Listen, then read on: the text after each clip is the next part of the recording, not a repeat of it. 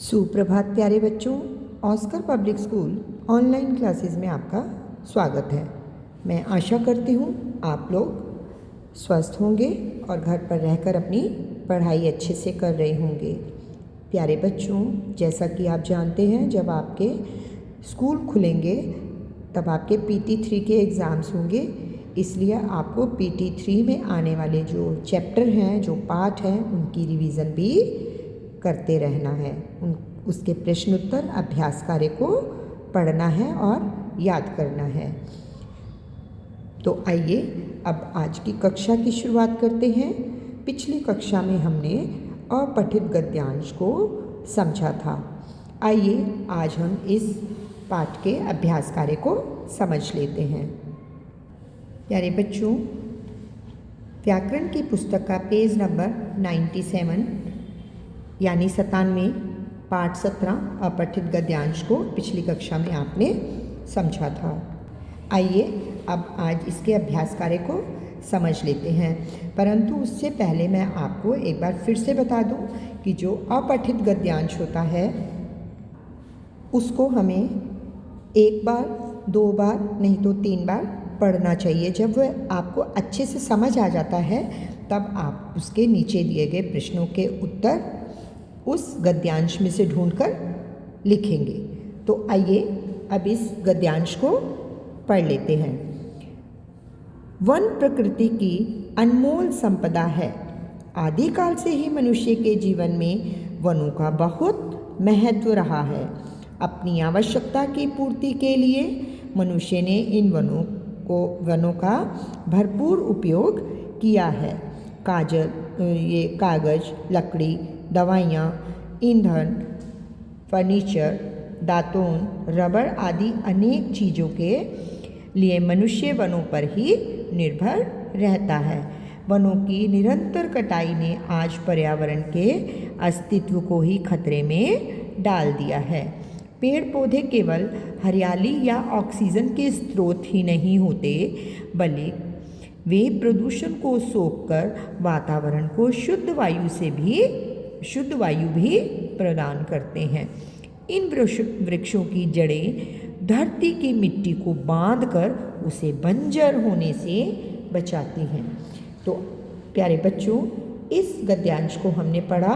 अब हम इसके नीचे दिए गए प्रश्नों के उत्तर को पढ़ते हैं और यहाँ पर जो विकल्प दिए गए हैं उसमें से सही विकल्प पर निशान लगाते हैं। परंतु उससे पहले एक बात आपको याद रखनी है कि जो आपको एग्ज़ाम में गद्यांश दिया जाएगा उसके उत्तर में ये विकल्प नहीं दिए जाएंगे। आपको उनके उत्तर गद्यांश में से ढूंढकर लिखने होंगे। आपको सिर्फ प्रश्न दिए जाएंगे। तो आइए इस प्रश्न को, पहले वाले प्रश्न को पढ़ते हैं। वनों की कटाई ने किसके अस्तित्व को खतरे में डाल दिया है? वनों की कटाई ने पर्यावरण के अस्तित्व को खतरे में डाल दिया है। शुद्ध वायु कौन प्रदान करता है? धरती, आसमान या पेड़ पौधे? तो शुद्ध वायु पेड़ पौधे प्रदान करते हैं। आगे देखिए, वृक्षों की जड़ें धरती की मिट्टी को किससे बचाती हैं? यहाँ देखिए लास्ट वाली लाइन में लिखा है, धरती की मिट्टी को बांधकर उसे बंजर होने से बचाती हैं। तो यहाँ पर बंजर होने से इस विकल्प के सामने आप सही का निशान लगाएंगे। पेड़ों से क्या नहीं मिलता? प्रदूषण, लकड़ी, हवा। देखिए लकड़ी भी मिलती है पेड़ों से, हवा भी मिलती है, लेकिन प्रदूषण नहीं मिलता, इसलिए प्रदूषण पर सही का निशान लगाएंगे। जिसका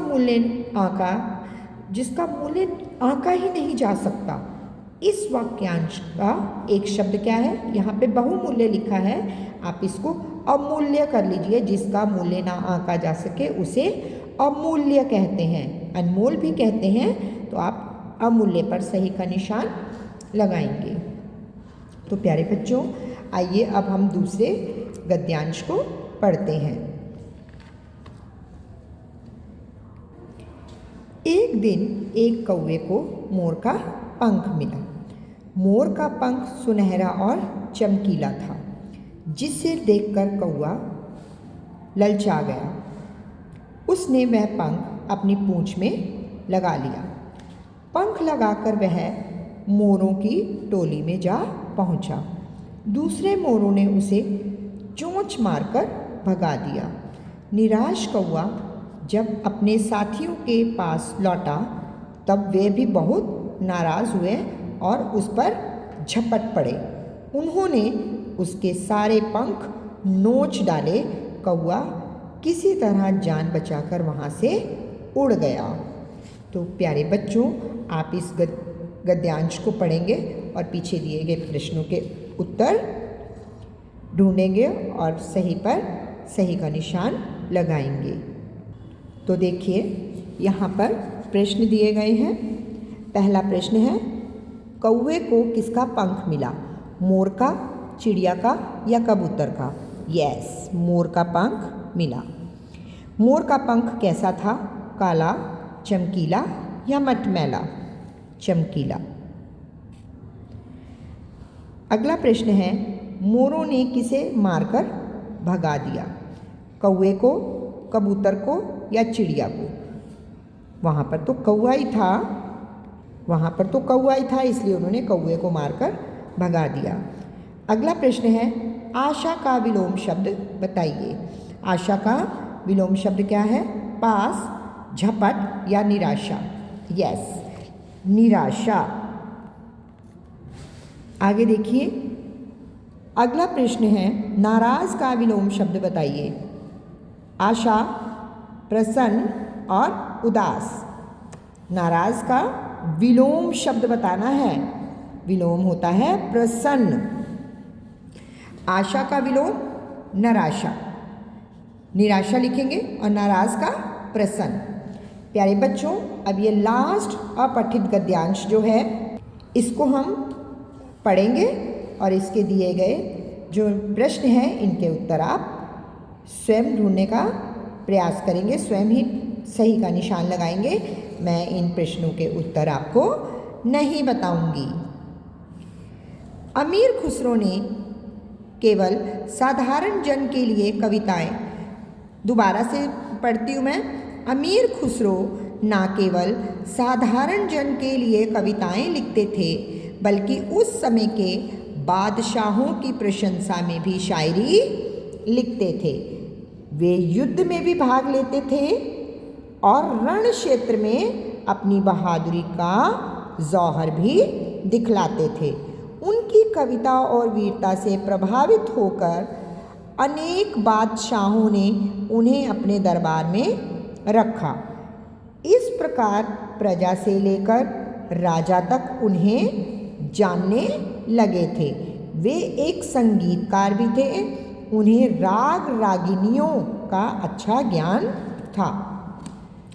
राग रागिनियों मतलब उन्हें म्यूज़िक के बारे में भी अच्छी जानकारी थी। जो अमीर खुसरो थे वे लोगों के लिए कविताएं लिखते थे और जो बादशाह होते हैं, जो राजा महाराजा होते थे, उनके ऊपर ये उनकी प्रशंसा में शायरी भी लिखते थे। वे युद्ध में भी भाग लेते थे और रण क्षेत्र में भी अपनी बहादुरी दिखाते थे। अब देखिए, यहाँ पर प्रश्न है, अमीर खुसरो किसकी प्रशंसा में शायरी लिखते थे? प्रजा की, संगीतकारों की या बादशाह की? ये आपको स्वयं करना है। वे अपनी बहादुरी का जौहर कहाँ दिखाते थे? देखिए यहाँ पर कहाँ लिखा है, वे अपनी बहादुरी का जौहर कहाँ दिखाते थे? यस, रण क्षेत्र में। तो आप ढूंढेंगे।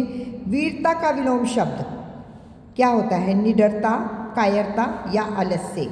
आपको करवाया गया है कक्षा में। यस, कायरता। कविता लिखने वाले को क्या कहते हैं? राजा, बादशाह या कवि? ये भी आपको आता है, ये आप स्वयं करेंगे और जितना भी कार्य आपको भेजा जाता है आपको उसे अपनी उत्तर पुस्तिका में पूरा करना है। कोई भी बच्चा पेंडिंग वर्क लेकर स्कूल नहीं आएगा, ठीक है? तो प्यारे बच्चों, अब आज की कक्षा की समाप्ति होती है। ध्यान रखिए अपना और स्वस्थ रहिए। धन्यवाद।